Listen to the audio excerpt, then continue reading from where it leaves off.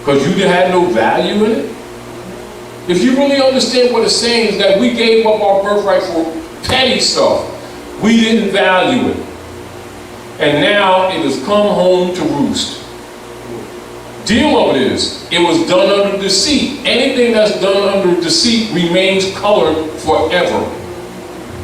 Therefore, there is no righteous claim of estate. So the conflict that's been going on the earth is a lost estate. And we, after so many generations, have lost consciousness of our estate. That's all that this is about. It is nothing else. That is your politics.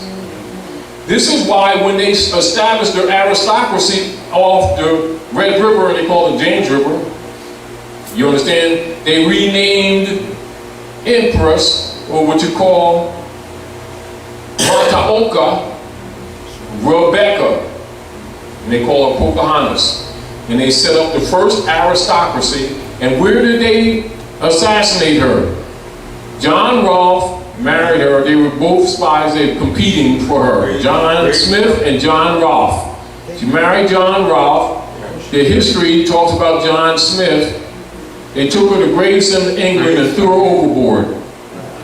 And then came back with the son, and it was use of the son from the matriarch that they established the first aristocracy in the North Gate, and that's the beginning of your white supremacy operations at North America under the Spanish Inquisition, taking on the title of white. This is why Ulysses Grant. And bringing maritime law. Yeah, exactly. One lane. Exactly. And the issue is the theft of your estate.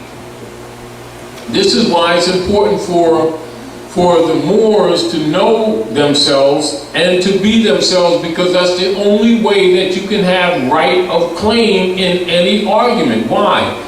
Because treaties and constitutions are covenants. They are wills. They are wills.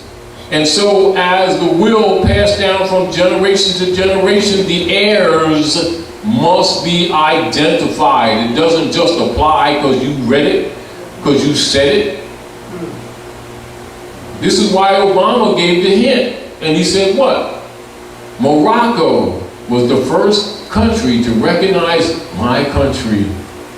Then he talked about the treaty, the world's longest running treaty. And then these people, brothers and sisters, get into lodge in the Prince Hall, get the truth of Ruth the Moabites, and they come out still calling themselves black. They're clandestine. Yeah. And yet they feel victim. They ain't victim, they're clandestine.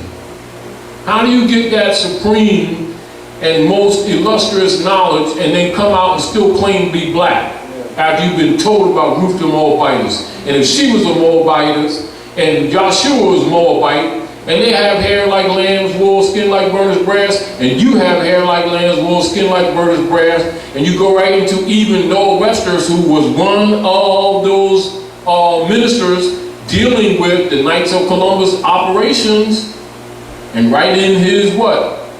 Dictionary, it says that the Americans are the copper complexion people.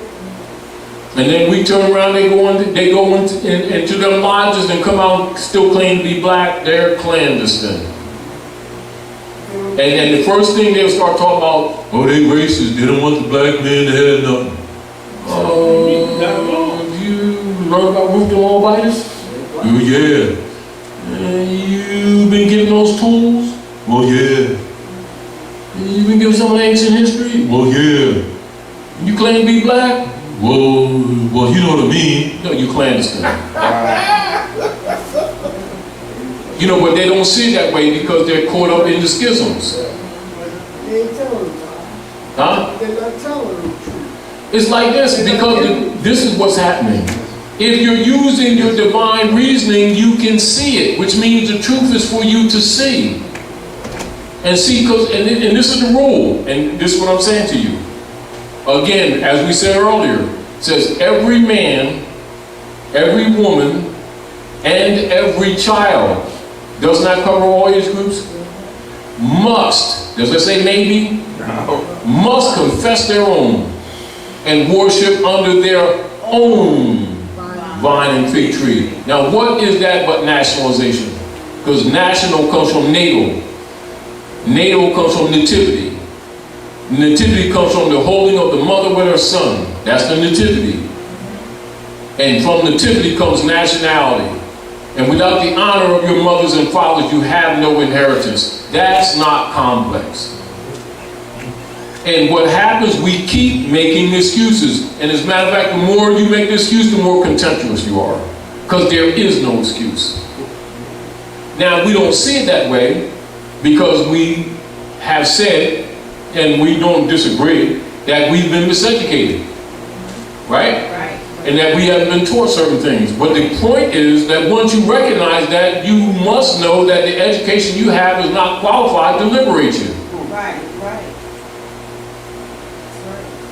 And that the man that put you in servitude is not going to give you the keys to your liberation. Therefore, you accept not his dispensation without consideration. And so the book told them, study all things and keep that which is good. And he also said, what?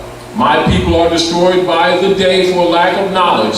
And the priesthood keep telling us the lack of prayer, lack of belief. Do they follow the prophets? No, they follow the priesthood and they get lost.